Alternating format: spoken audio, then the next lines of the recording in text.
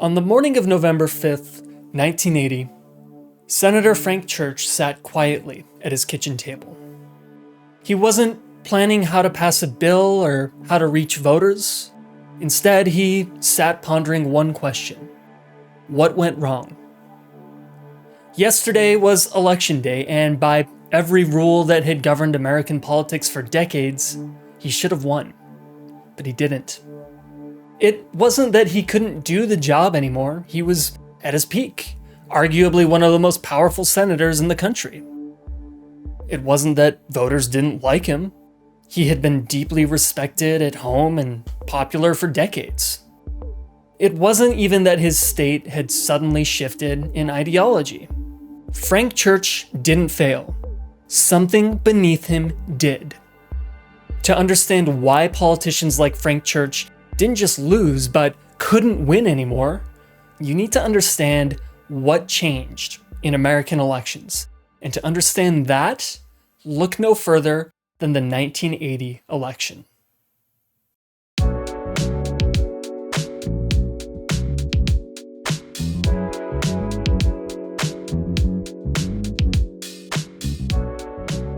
It's hard to imagine, but not that long ago, politics looked unrecognizable to how it looks today.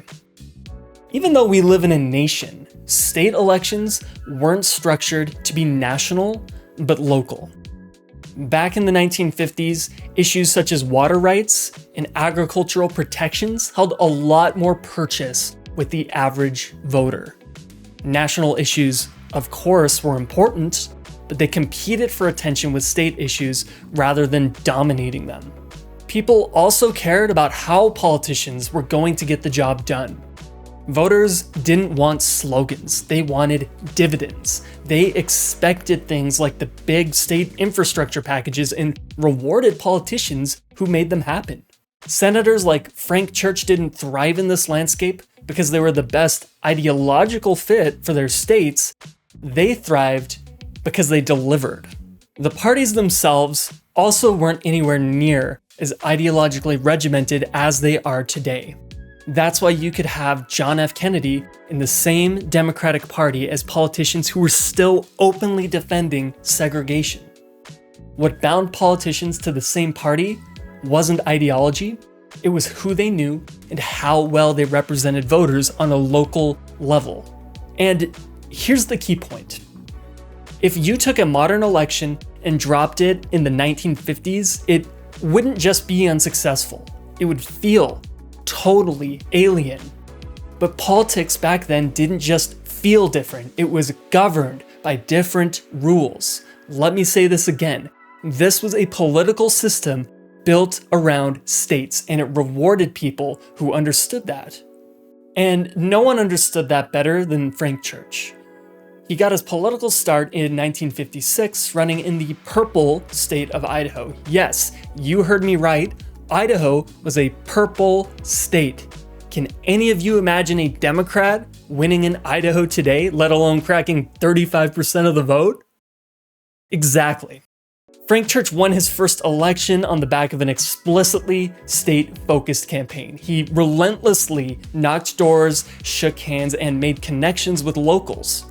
He listened and he built his campaign around what they said. Idaho's economy was lagging behind, and it was time to catch up to other western states. To do this, they needed infrastructure, dams to provide power, roads for transportation. He promised to get all this done, and better yet, at no expense to the outdoor lifestyle Idahoans were used to. On the other hand, Church's Republican opponent was one of McCarthy's strongest soldiers, and he spent his time fear-mongering over communism, which was at that point a tired old national script. Meanwhile, Church ran on Idaho, and the voters noticed. On election day, Idahoans sent him to the Senate on the back of a staggering landslide victory. But this wasn't just the way things worked in Idaho. Politicians from both parties routinely found success through a state-centric platform. It was not the exception, it was the rule. And if you follow modern politics at all, you know that's not the case anymore. In his later elections, Frank Church wasn't just aided by his promises on Idaho issues, but his delivery on them. Even as a first-term senator, Church was getting President Kennedy on the line to fix Idaho-specific problems, from grain restrictions to potato acreage limits. Voters saw these results, and they loved it. By 1962, over 70% of Idahoans believed Frank Church had benefited the state in his time in office. Even large, contentious, national issues such as the Cuban Missile Crisis, where Church was considered weak, were not enough to overcome his strengths. That year, Idaho voters again rewarded Church by sending him back to the Senate with another staggering victory. And this is how it worked in all of his elections up until 1980. Voters rewarded results, not national drama. But once those rules had changed, it didn't matter how good politicians like Frank Church were. And because those rules changed, you rarely see modern politicians pulling off these kinds of big state-level wins. Today, what matters isn't what a candidate delivers back home, but where they stand in the national fight. And that shift didn't happen by accident. It happened because in the middle of a national crisis, some people realized the old system was vulnerable, and they decided to replace it.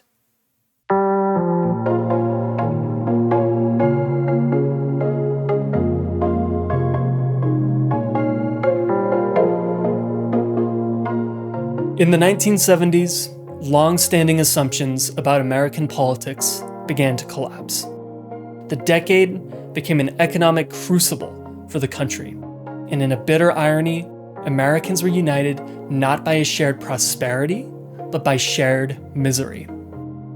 Energy shortages sent oil prices soaring. Lines of cars snaked for blocks around gas stations, with drivers sometimes waiting hours to get their fill.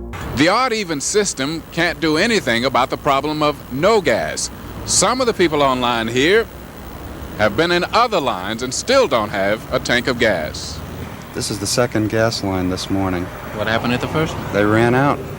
I've been in 2 gas lines already. This morning? This morning. How long did you wait for the first I've one? been in both lines over an hour, and I'm out of gas. When inflation hit the grocery stores and paychecks failed to keep up, people across the country were forced to cut back.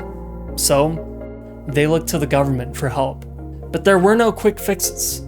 The government couldn't offer anything easy. Institute price controls, thousands of people lose their jobs. Raise interest rates, thousands more people lose their jobs. The months dragged on and became years, and frustration turned into suspicion. Soon enough, Americans stopped believing government could solve their problems and began to wonder if government was part of the problem. This is unreal. Isn't this disgusting? Why doesn't anybody contact the president? Why is he letting this happen to us? There's no shortage. I don't believe there's a shortage. And that suspicion created an opening. Politics was local, but the economic crisis felt like a national failure. Americans were desperate for solutions, and suddenly anyone promising to fix things had an opening into politics. And the group most ready and most able to step into that void was the business conservatives. The business conservatives came storming onto the political scene with a message that only they could solve the problem. But they didn't just have a message, they had money. These guys were corporate CEOs, owners, and industry leaders, and they were driven by one simple goal: improve business conditions. Towards that end, they pushed an economic message that should feel familiar to everyone today. The government was too big, taxes were too high, regulations were strangling growth, and trade unions were too powerful. Their platform benefited their businesses, but it was also perfectly suited to the moment, appealing to Americans' desires to pay less in taxes and see prices come down. But most importantly, it was portable. Americans across the country were suffering under the same economic crisis. Whether you were from Idaho, California, Virginia, or anywhere else in the Union, the business conservatives had an answer for you. This wasn't just good messaging for their interests, it was the kind of messaging that made state politics feel irrelevant. And what truly set the business conservatives apart was they didn't just complain, they organized. One of the most important figures behind this shift was Lewis Powell, a corporate lawyer who would later become a Supreme Court justice. By the early 1970s, Powell believed that business leaders faced a serious problem. Too few of them were politically engaged. To change this, Powell laid out his case to the United States Chamber of Commerce in a 1971 memorandum. In it, he warned them of the threats from the left wing. There always have been critics of the system, whose criticism has been wholesome and constructive so long as the objective was to improve rather than to subvert or destroy. But what now concerns us is quite new in the history of America. We are not dealing with episodic or isolated attacks from a relatively few extremists, or even from the minority socialist cadre. Rather, the assault on the enterprise system is broadly based and consistently pursued. It is gaining momentum and converts. To Powell, these attacks were neither random nor vague. Rather, they were a symptom of a subversive movement that had infiltrated the heart of American society. The sources of attack are varied and diffused. They include, not unexpectedly, the communists, new leftists, and other revolutionaries who would destroy the entire system, both political and economic. The most disquieting voices join the chorus of criticism come from perfectly respectable elements of society. From the college campus, the pulpit, the media, the intellectual and literary journals, the arts and sciences, and from politicians. But Powell didn't just identify a threat. He criticized businessmen themselves. In his view, they had the resources to respond, but lacked the will. They were cautious, fragmented, and too accustomed to staying out of politics. That hesitation, he warned, was dangerous. What has been the response of business to this massive assault upon its fundamental economics? The painfully sad truth is that business, including the boards of directors and the top executives of corporations, often have responded, if at all, by appeasement, ineptitude, and ignoring the problem. But his message wasn't just critical, it was fearful.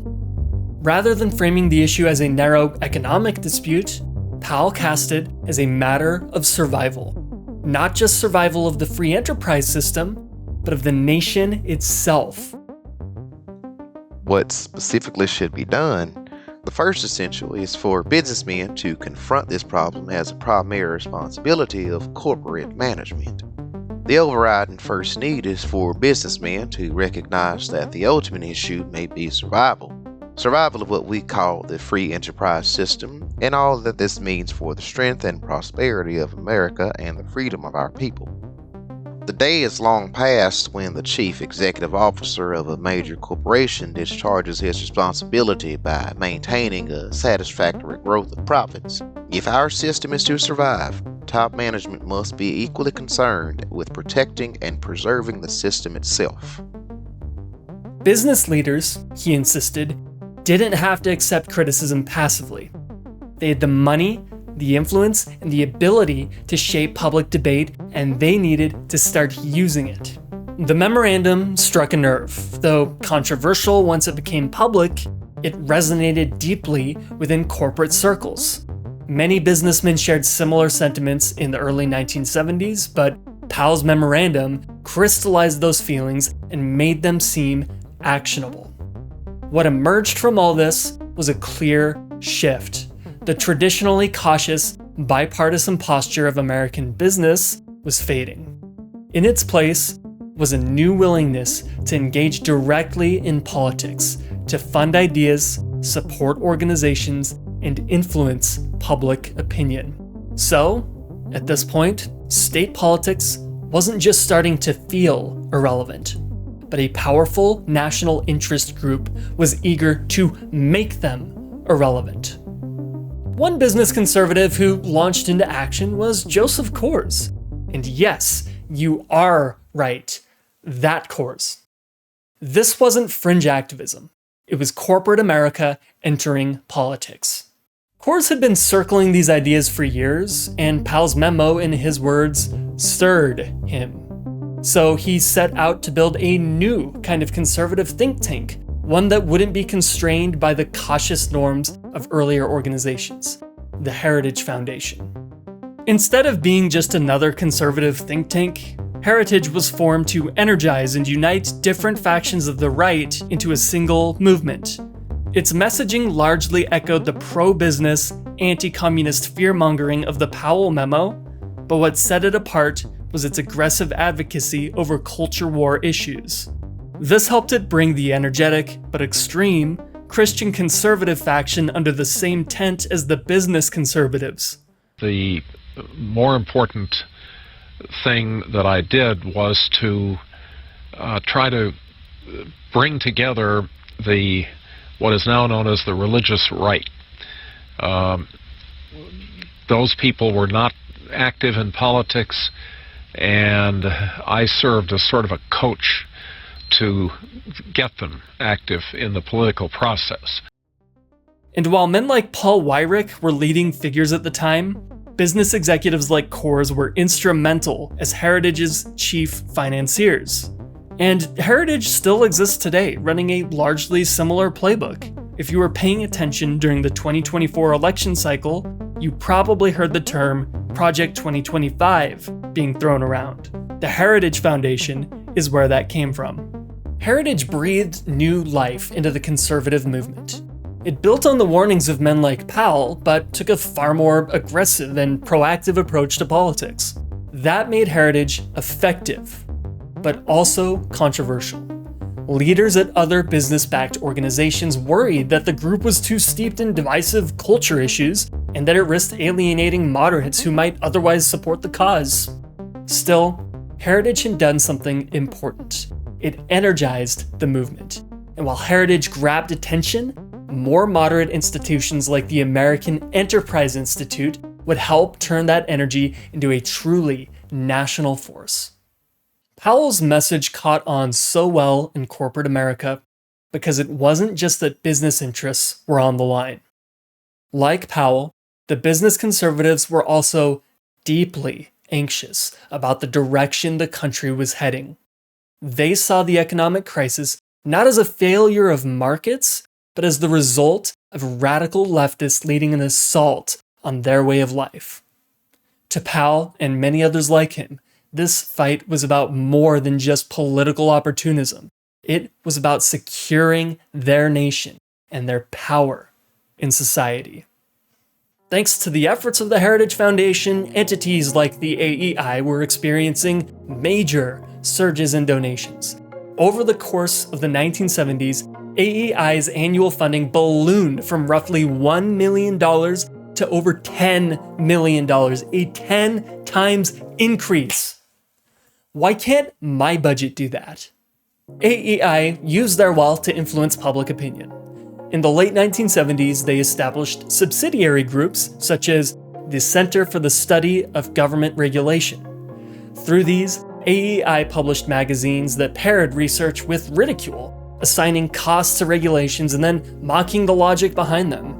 This ridicule wasn't just meant to poke fun, however. Its intention was to assign responsibility for the inflation crisis to government regulation. Over and over, the same theme appeared in their publications, that arbitrary government regulation was harming businesses, costs that were supposedly being passed down to customers. One of the most prolific contributors to this was Murray Weidenbaum, whose work the AEI routinely pushed out. Weidenbaum was the perfect fit for this formula. In one instance, he joked about absurd bathroom standardization regulations the government was trying to push onto businesses before deriding the billions spent on what he called enforcers, agents that the government was sending out to ensure compliance. These antics weren't the exception with the AEI, they were the norm, and they were all over. And while these claims didn't carry much weight in academic circles, they didn't need to. They were picked up and amplified by outlets like the Wall Street Journal. Other executives began repeating them, commissioning similar reports and circulating the same talking points over and over again. Corporate politics had been standardized, packaged, branded, and sold to the public like a consumer product. And it was in this climate that the politicized corporation began to thrive. The opportunity was there, the foundation was set, and the messaging had taken form. Now, all that was left was for the business conservatives to scale up their political infrastructure. And it all took off with an explosion of corporate political action committees. Corporate PACs worked quite like other PACs, but for a different group and different ideology. They solicited donations from executives, managers, and shareholders to advance a distinctly business conservative message through campaign donations, lobbying, and advertising. In other words, corporate PACs were how business conservatives turned company money into political capital. In the words of Dart Industries CEO Justin Dart, a company that doesn't have a PAC is either apathetic, unintelligent, or you got a death wish. Between 1974 and 78, the number of corporate PACs soared from 89 to 821, dwarfing any other type of PAC established during this time. Men like Dart held conferences, not only encouraging companies and executives to establish PACs, but instructing them on how to do so.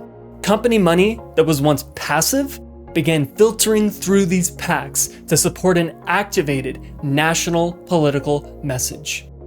Business conservatism had gone from an idea to a national infrastructure. The economic crisis had opened the door, and state-based politics, once the backbone of American government, had been steadily crowded out by national narratives, national villains, and national solutions.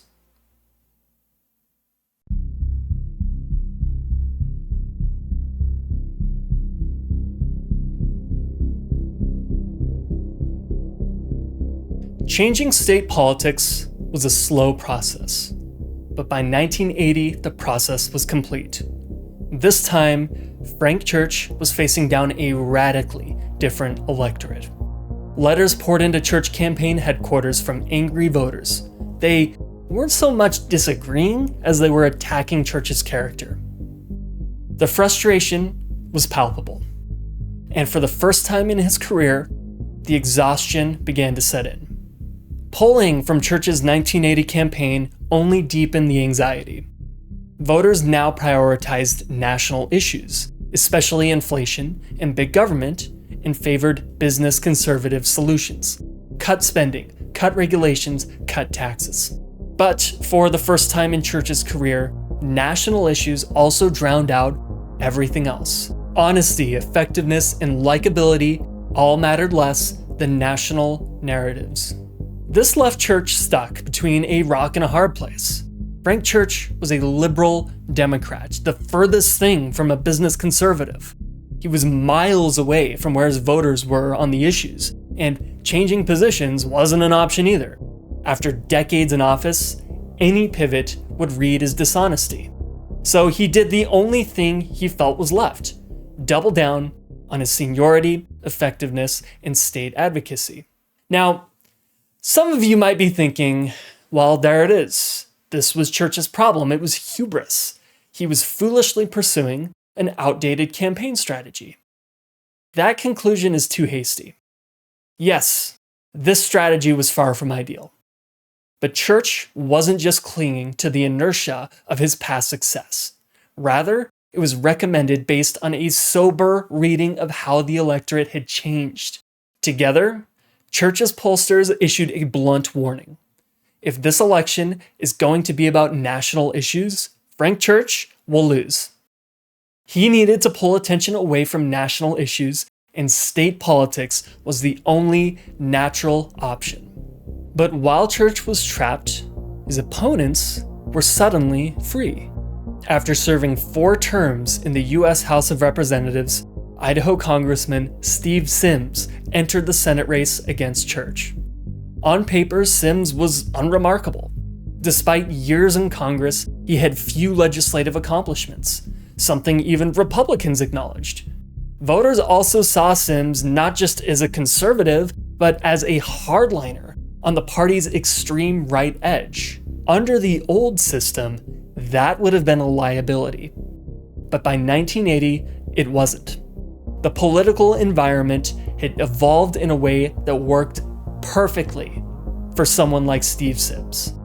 Effectiveness no longer mattered as long as he voted the party line. Extremism wasn't disqualifying as long as it fit the national vision.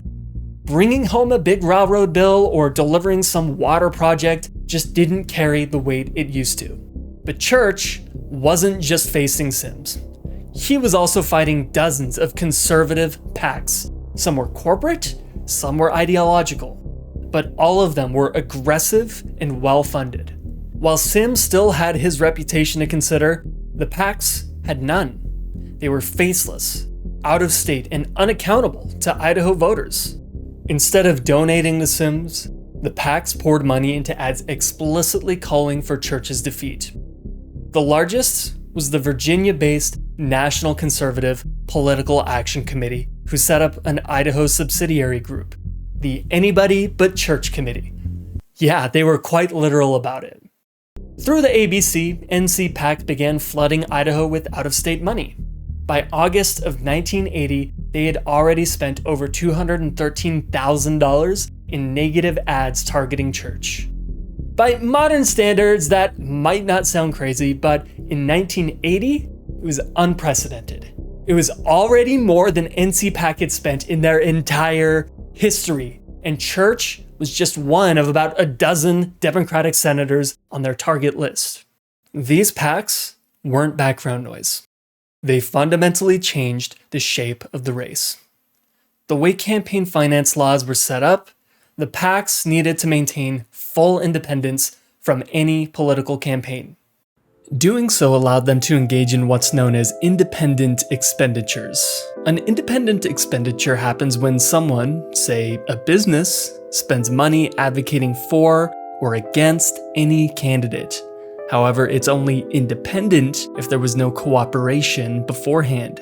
Now, over the years, more and more money was being spent on elections. It had gone from tens of thousands to hundreds of thousands to millions. Some people were worried that independent expenditures at this magnitude could be used to buy favors with politicians. Something like that would corrupt the whole political process. So, in 1971, Congress passed the Federal Election Campaign Act, which capped independent expenditures at $1,000 per person per campaign. But the legislation was controversial, and in 1976, it was brought before the Supreme Court. Justices weighed the appearance of corruption independent expenditures carried against the implications on free speech. In the end, the court argued that money was speech, and capping independent expenditures was a violation of the First Amendment rights to free speech. So, while businesses still weren't allowed to coordinate with campaigns, the cap on independent expenditures was struck down, meaning businesses were now free to spend unlimited amounts on their advocacy. What this means is NC PAC was not allowed to coordinate with the Steve Sims campaign on any of their messaging. Otherwise, they would face trouble with the Federal Election Commission. This was meant to prevent corruption, but instead it created a dangerous new dynamic. If PACs maintained separation, they were free to spend unlimited amounts of money on advertising. The result? Sims and the PACs were able to attack church from multiple angles while avoiding any association with each other in the eyes of the voters. Steve Sims didn't pull his punches, but his attacks on church were all above board.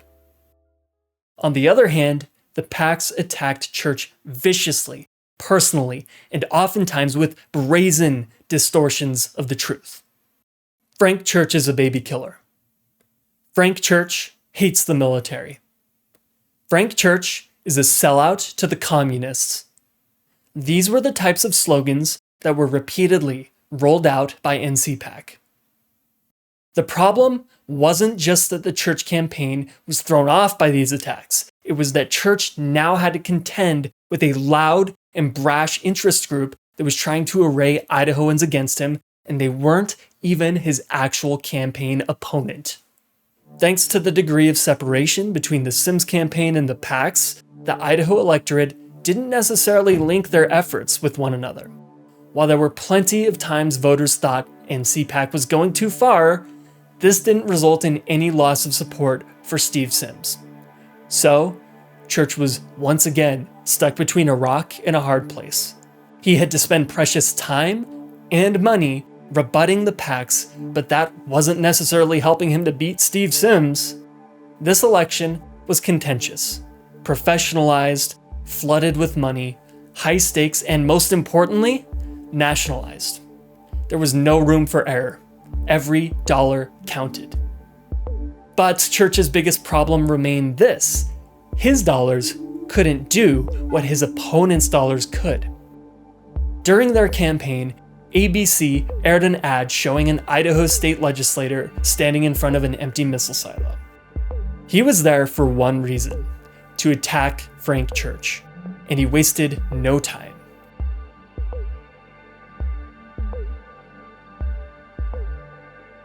I'm standing in front of these missile silos to dramatize one of the effects of Senator Church's power in Washington.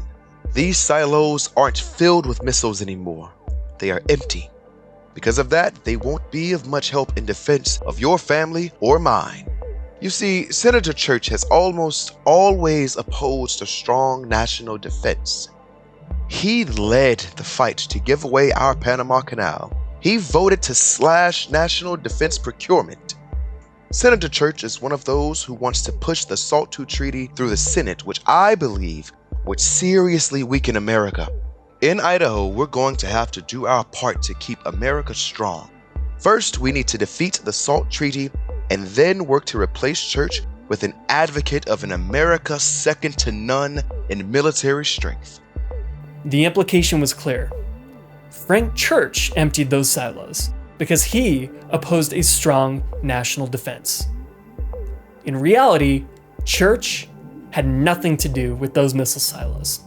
They were empty because they housed the Titan I missile, a system retired nearly 20 years earlier. The ad was flatly false. This was the kind of campaign the PACs were running. The Church campaign immediately called it out, and the ad became a public controversy. But when ABC leadership was challenged in interviews, they didn't retreat, they doubled down. Rightly or wrongly about the media, let me ask you about what you all were charged with, misleading statements, and that's putting someone in front of the Titan missile silo and by implication perhaps suggesting that Frank Church had something to do with those missile silos being empty. In retrospect, is there something misleading in all of that, Mr. Todd? I certainly didn't think so. We could have flown him to, could have flown Jim Golder over to Nebraska and put him in front of an ABM silo, which Frank Church did vote to develop the ABM, not to deploy it, then voted to take it down, and once it was deployed, partially, those were a symbolic thing. The word Titan missiles never mentioned in the ad. Nothing said about Titan missiles. We weren't. What was said was SALT. He was for SALT, that's true. So, in other words, the implication we made about Church was totally false, but we could have done something completely different, so it might as well be true. The missile silo ad reveals something much bigger. It wasn't just that the PACs were shameless, they were, or that they lied, they did. It wasn't just that they had money or targeted Church specifically. It was that their messaging was profoundly national in nature. Missile silos are a national symbol. Defense is a national fear. Their argument wasn't that Church had failed Idaho, it was that he had castrated America itself, and that everyone should be afraid of another Church term. This mindset was so pervasive, even members of the state legislature were delivering it.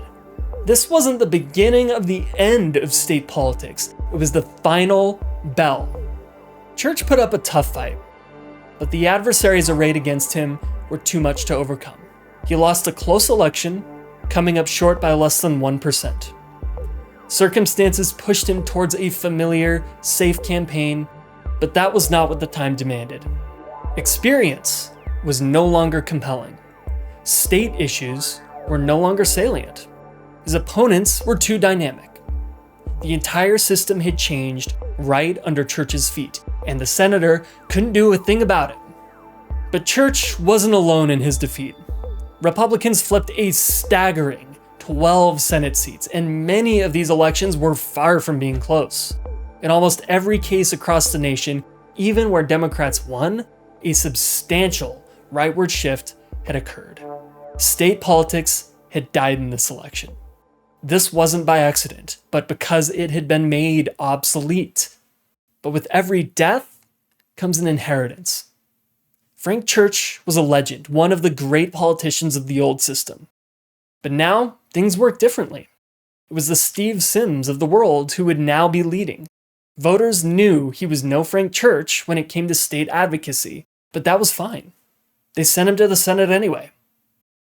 What carried Steve Sims wasn't who he was, it was what he represented. Idaho voters no longer sent senators to fight for the state. They sent them to fight for the nation they had imagined.